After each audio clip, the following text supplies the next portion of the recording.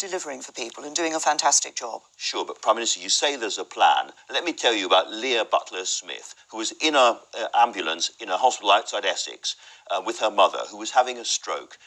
They were in the ambulance for an hour, and they then went into the hospital for a further 4 hours before they saw a doctor. Her mother was going in and out of consciousness. If I'd been waiting for 5 hours before I'd seen a doctor after my stroke, I would not be here talking to you. This is about life and death, and up and down the country, people are having horrendous experiences of the NHS. Whether you say there's a plan or not, there is a real problem. What would you say to Leah Butler-Smith and her mother?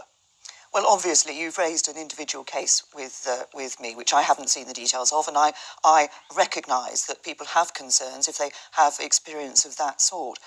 If we look at what is happening across the NHS, what we see is that actually the NHS is delivering for more people, it is treating more people, and more people are being seen within the 4 hours every day than has been in a few years ago. But of course, nothing's perfect, and there is more for us to do. We have planned for the winter pressures this year. We did put some more money in, and there has been planning, and hospitals have been dealing with it in different ways. As I say, when I met staff at Frimley Park, they were very clear about about what they'd been doing, and I saw the dedication of our NHS staff, which is so important to us all. But given what's happened, you have apologised. What have you said sorry for? What I said was that I was apologising for the fact that, of course, as we've seen, some operations have been postponed and some people have been delayed in being admitted to hospital. Now, if you look across the NHS, experience is different.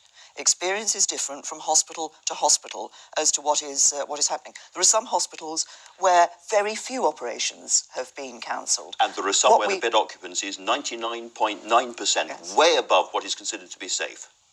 And what we need to do is to ensure that in addition to the work that we're doing for putting extra funding into the NHS, that we are working to see where it is the case that hospitals have been perhaps being able to cope better than others. What is it that's enabled them to do that? What can we learn from this for the future? You say you've put the money in, but according to the Institute for Fiscal Studies, this is the tightest spending squeeze in the history of the NHS. Are you saying sorry for that? Yeah. We have put extra money into the NHS. We have been doing that, year in and year out. Not nearly enough, clearly. Year in and year out, we look at the funding for the National Health Service. And what we've done is consistently, where we felt that it did need more funding, we have put more funding into it. So we put some extra money in for the coping with the winter pressures. We've also, of course, in the budget in November, announced that for the next couple of years there will be extra money, further money, going into the National Health Service. So we look at what is needed and we recognise that.